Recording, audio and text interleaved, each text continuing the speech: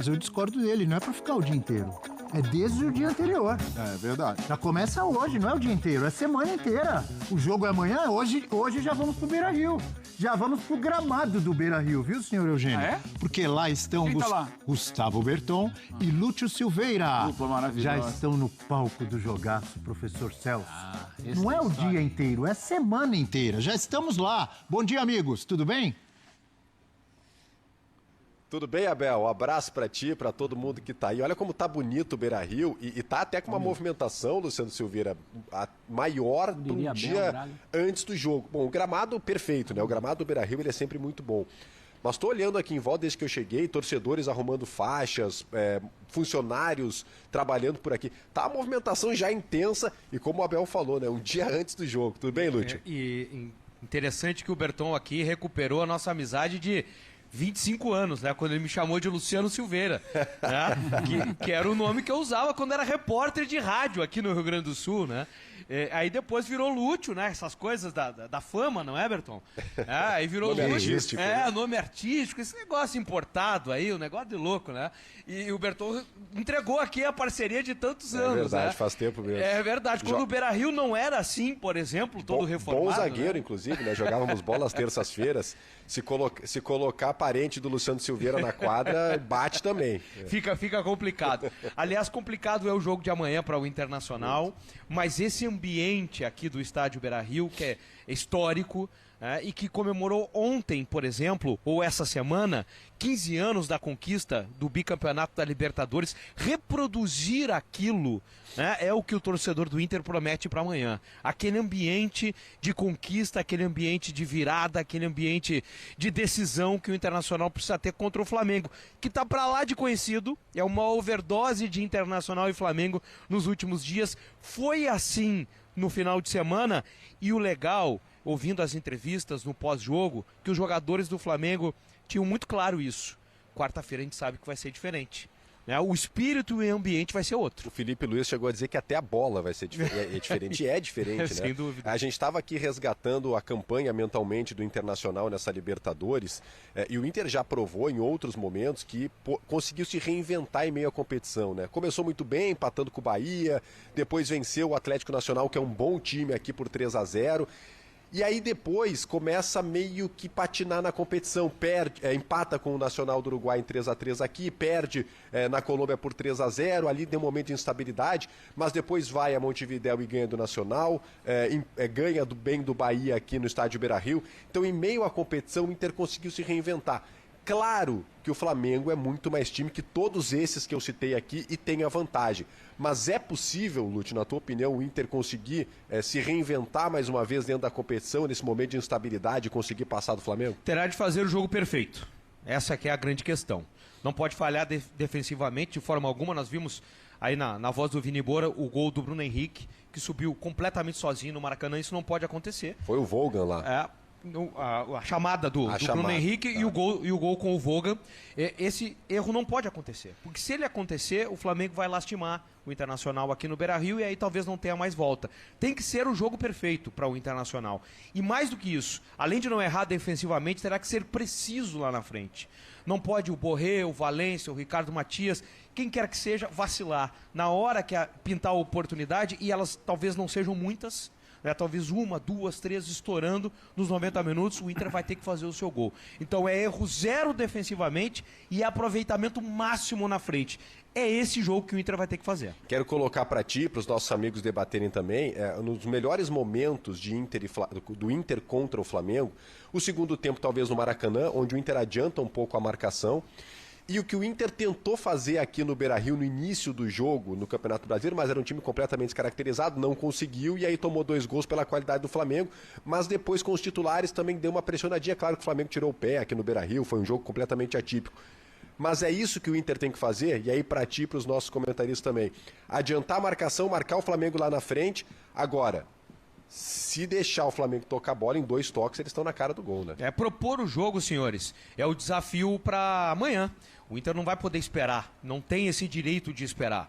É claro que vai ter que ser uma coisa organizada, bem coordenada. Sair de qualquer jeito contra o Flamengo é suicídio, né? Então vai precisar ser propositivo, vai ter que ter a bola, vai ter que pensar no jogo, vai ter que subir linhas, vai ter que marcar o Flamengo pressão em determinado momento e ao mesmo tempo se preocupar defensivamente. É um grande desafio para o Roger Machado, em especial, botar na mente dos caras aqui para o jogo de logo mais. Bom, algumas informações, Abel, para passar essa primeira bola para ti também.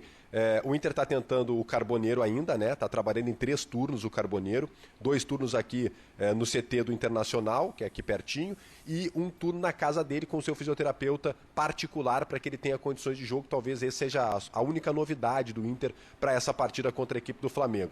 O torcedor está garantindo seu lugar, vai ter ruas de fogo, até uma divergência com a Polícia Militar por aqui. O pessoal queria fazer na Padre Cacique, que é a principal rua, mas o pessoal não está permitindo por ali, então tem a rua aqui lateral do Beira-Rio e até a Edivaldo Pereira Paiva, que é a rua do Rio mesmo, né, que beira o Rio. Então provavelmente será por ali, mas o torcedor do Inter está mobilizado. Mas cobrou, viu? Cobrou.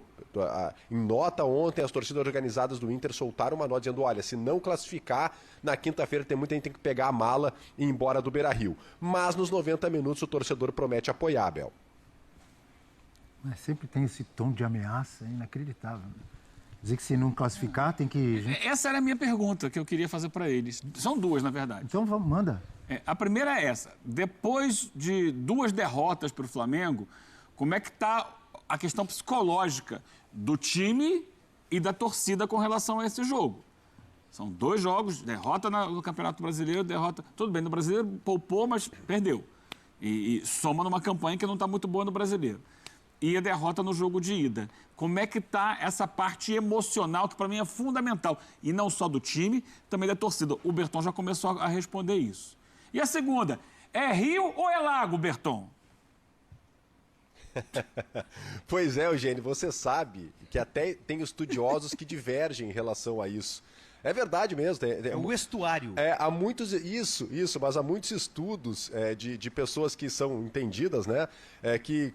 Pelas características dizem que é um lago, seria o lago Beira-Rio, né?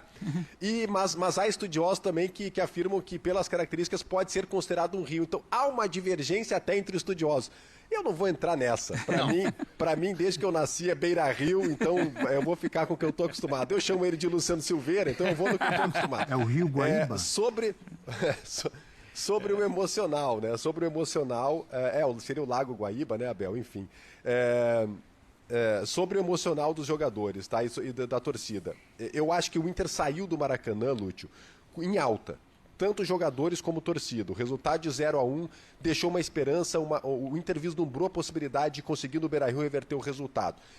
Acho que caiu um pouco com o jogo no Beira-Rio. Tudo bem, poupou, como o Eugênio falou, mas eu acho que da maneira como foi, deu uma queda assim no emocional dos jogadores e da torcida. O problema tá, Eugênio e senhores, no combo, tá? Não foram os 2 jogos contra o Flamengo. O Inter, nos últimos 6 jogos, tem apenas uma vitória. Né? E isso pesa. Você vai somando, a mochila vai pesando. É derrota aqui no Beira-Rio para o Flamengo, lá no Rio de Janeiro, aqui para o São Paulo, aqui para o Fluminense na Copa do Brasil. Já são 4 jogos em casa sem vencer. Contra o São Paulo também foi reserva, não foi? O misto? Né? Eu posso pegar a escalação, mas foi um time misto, mas assim, jogou Alan Patrick, foi um time misto bem reforçado, Abel. Acho que foi um ou outro jogador, eu vou pegar a escalação aqui certinha, mas foi um ou outro jogador que o Inter poupou, não foi time totalmente reserva não, e a torcida pegou no pé nesse jogo. E esse combo, senhores, vai pesando, né? Porque você vem de um campeonato estadual onde você consegue um título que há muito tempo não conseguia, arranca bem na Libertadores, vamos lembrar o começo, um empate em Salvador sobre a hora, depois uma vitória robusta contra o Atlético Nacional aqui, um 3-0. A partir daí, com a chegada do Campeonato Brasileiro, as coisas começam a ficar muito mais difíceis e o Inter não consegue firmar. O Inter não consegue a sequência que ele estava tendo até então. É claro, a vara subiu, né? Ficou mais complicado, os adversários eram mais pesados e o Inter não conseguiu sustentar. Então ele vem para esse jogo derradeiro, quem sabe contra o Flamengo, com esse combo, com essa mochila pesada de uma série ruim, de resultados apagados, de derrotas dentro do estádio Beira-Rio, de eliminação na Copa do Brasil para o Fluminense. Isso tudo tem um peso muito grande e que vai desembocar amanhã no duelo contra o Flamengo. Tive que pegar meus óculos aqui, entregando a idade, mas o Abel tem razão. Contra o São Paulo foi um time bem misto mesmo.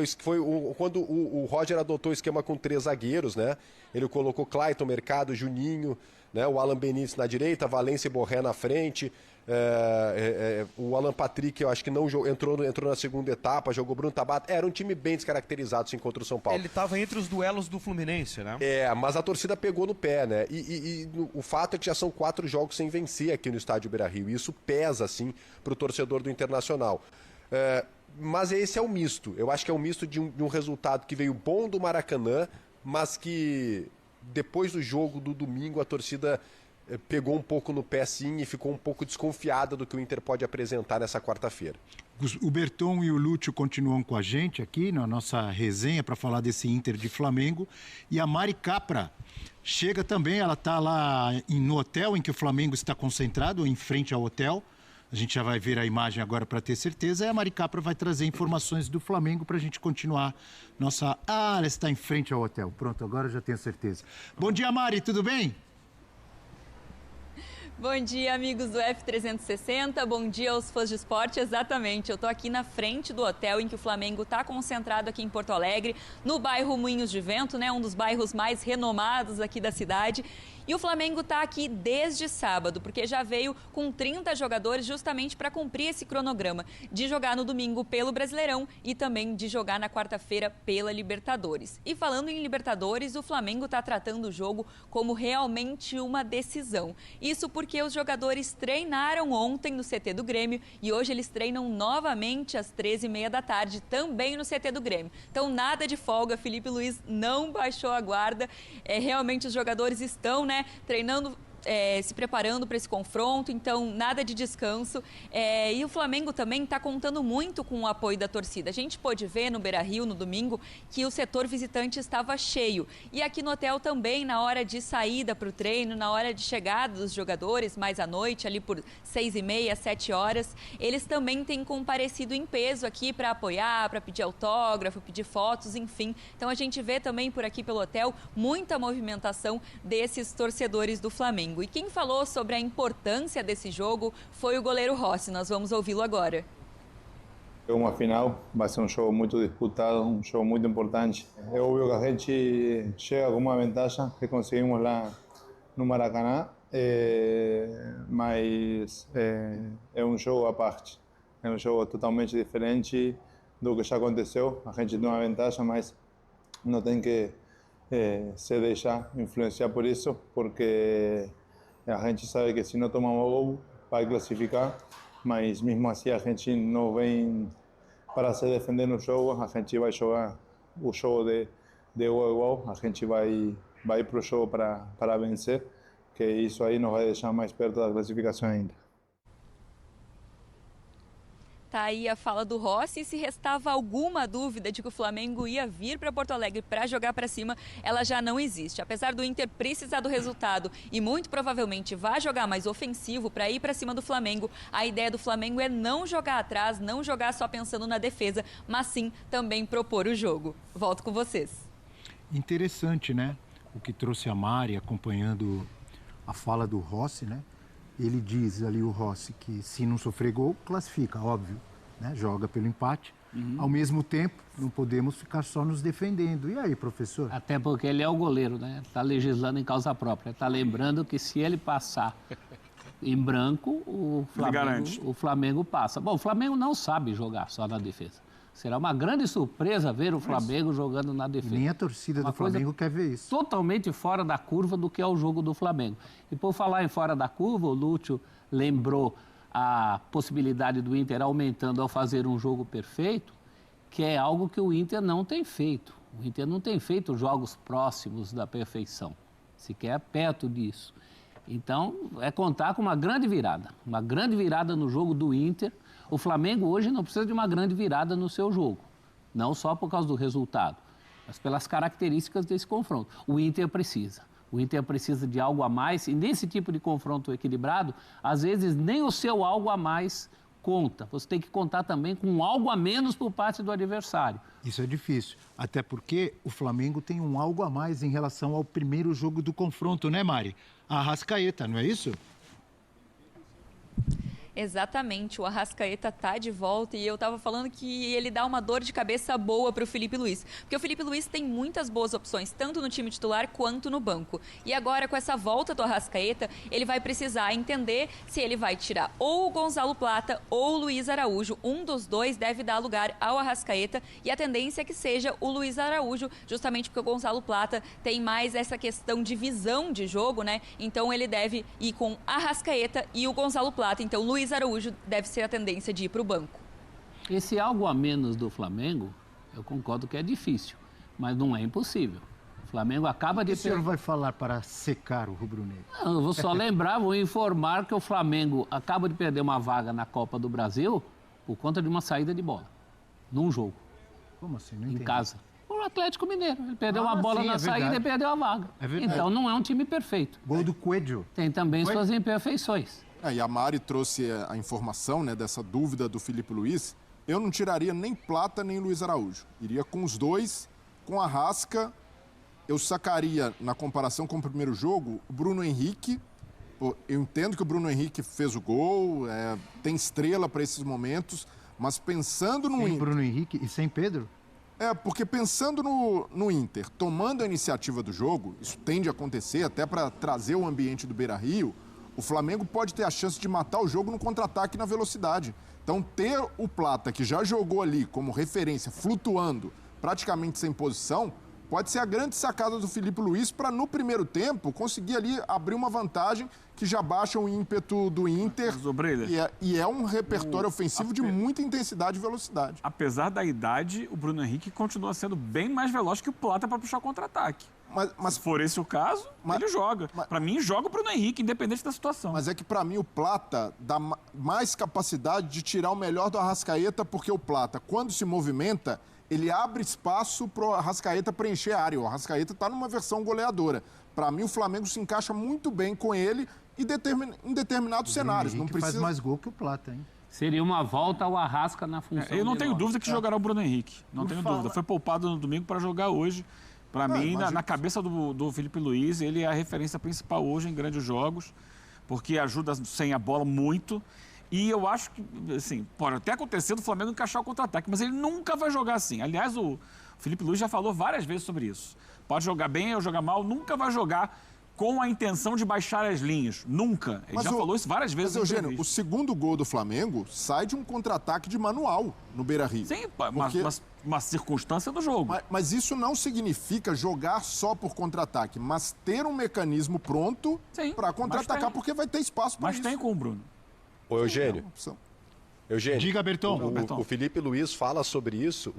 O Felipe Luiz fala sobre isso na última entrevista coletiva aqui no Beira-Rio, quando perguntado sobre a maneira do Flamengo de jogar, ele diz: olha, a maneira do Flamengo não muda. Tá no DNA. Né? A gente joga para cima, pressionando o adversário, assim como o Inter, que também gosta de jogar pressionando, mas joga pressionando o adversário e finalizar o máximo que a gente conseguir no gol adversário. Ele falou sobre isso aqui no Beira-Rio no domingo após a vitória por 3-1. É um dilema maravilhoso, não é, senhores? Todo técnico ter esse leque de opções. A gente discutia aqui, até para fazer um paralelo antes de entrar no ar, o que o Inter vai fazer ofensivamente, né? Porque aqui o problema é a falta de gols, não é o excesso de gols, né? Aí tem o Ricardo Matias, tem o Borré e tem o Valência. Quem vai jogar, ou quais os dois, 3, não vai ser isso aí, que poderão começar o jogo. Enquanto o Flamengo, daqui a pouco, com o Felipe Luiz, está discutindo as melhores opções, aqui o Inter está num dilema danado de quem vai poder ajudar com gols, porque está em seca de gols aqui o Internacional. O Lúcio, Berton, Mari, amigos e amigas que nos acompanham, vocês sabem que eu fico mal quando eu ouço que o meia criativo, camisa 10, está desaparecendo, está acabando isso no futebol. Então eu fico maravilhado e feliz de saber que amanhã teremos Alan Patrick de um lado e a Arrascaeta do outro. Aproveita que não é todo jogo, não. Que coisa maravilhosa. Olha a tela aí, Eugênio. Duelo em alto nível, números de Alan Patrick e Arrascaeta nesta temporada. O Alan Patrick, 31 jogos, 14 gols, desses 14, 5 na Libertadores e 11 assistências, 2 na Liberta.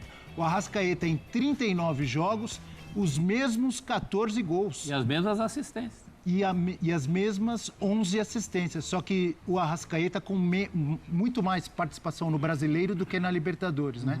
Dos 14 gols do Arrasca, só um na Libertadores. E das 11 assistências, nenhuma na Libertadores.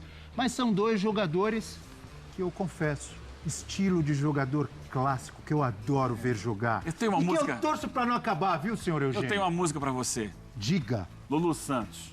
Talvez você seja o último romântico. A música é maravilhosa, dos litorais mas não é verdade. Tem Atlântico. muita gente que adora esse jogador. Eu também adoro, Abel. Também adoro. Aqui ainda dá pra jogar. Você vê no Mundial, o próprio Felipe Luiz, né? Ele falou, pensei em jogar sem o Arrascaeta desse jogo. São, vamos colocar assim, os cérebros de suas equipes. Agora equipes você falou. que cada vez mais são teleguiadas no futebol moderno. São equipes trabalhadas para o coletivo. Mas quando sai alguma coisa diferente, nesses dois times, normalmente sai de um ou de outro. E é, sim, um duelo muito interessante para a gente ver, o último romântico. Só falta reunir a Zona Norte e a Zona Sul. E são os municiadores, né? São eles que... Eu sou o romântico da bola. Não é só romantismo, não. São os caras que municiam. Alguém Obrigado, tem que professor. municiar, senão ficava fácil. Você perde o jogo, enfiava. Quanto jogo a gente vê que enfia um monte de atacante lá na frente e não acontece nada? O Eugênio Por quê? fica defendendo A bola só não quem chega. corre. Tem que jogar, não é só correr. Eu defendi os caras, Eles Abel. podem correr um pouco também. Eles podem correr um pouco. O mais difícil eles têm. O que eles sabem fazer não se ensina. Mas o Inter depende muito mais do Alan Patrick. Eles têm números parecidos, mas há no Internacional essa, como o Lúcio falou, uma escassez de jogadores decisivos, embora no papel não deveria ser assim, né? Porque tem Ener Valencia, Borré, jogadores com experiência de seleção, mas que estão em uma fase. E o Alan Patrick, muito regular, um jogador que participa muito, né?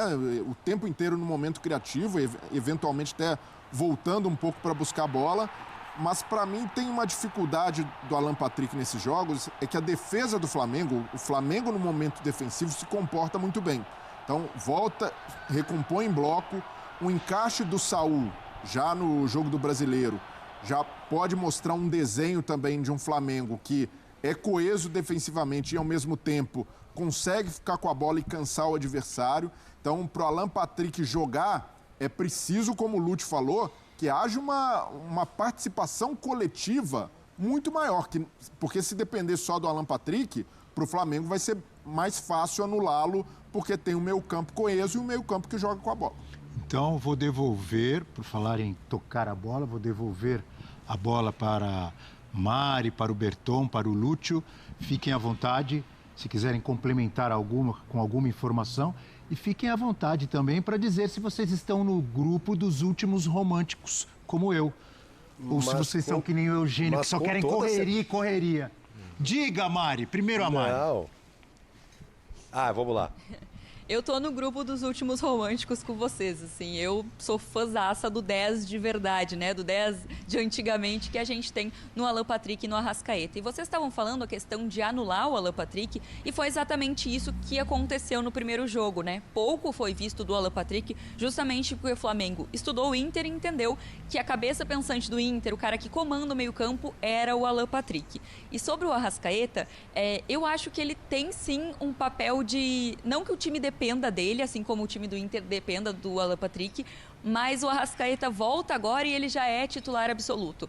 Independente do Flamengo ter jogado muito bem no primeiro tempo, do jogo de ida, né? A pergunta é realmente quem sai para a entrada do Arrascaeta. Então, eu vejo ele como uma peça fundamental no time do Flamengo. Acho que hoje, nesse contexto, né, de futebol brasileiro, de Libertadores, não tem como o Flamengo jogar sem o Arrascaeta, com o Arrascaeta estando disponível assim.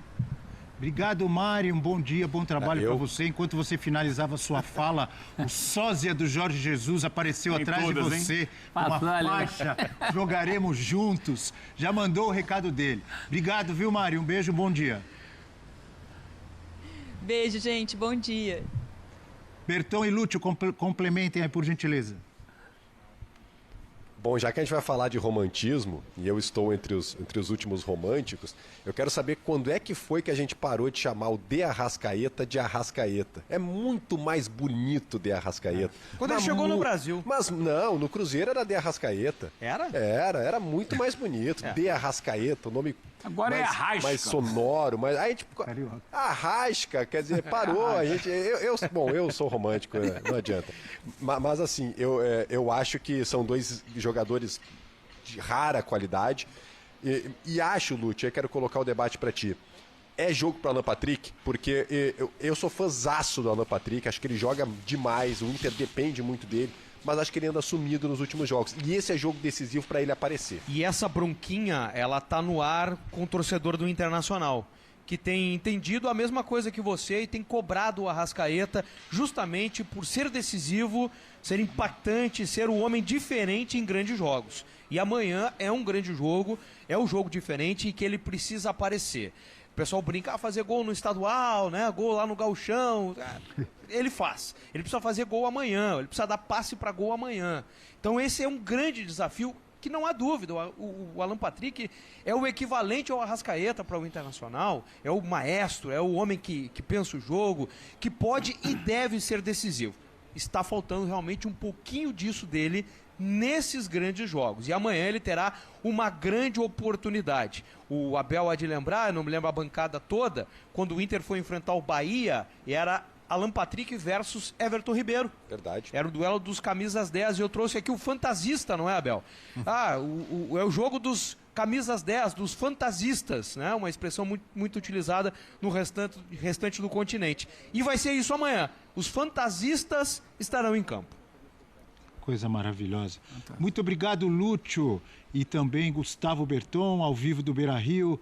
Bom dia, ótimo trabalho para vocês. E a gente sai de Porto Alegre, deixamos Porto Alegre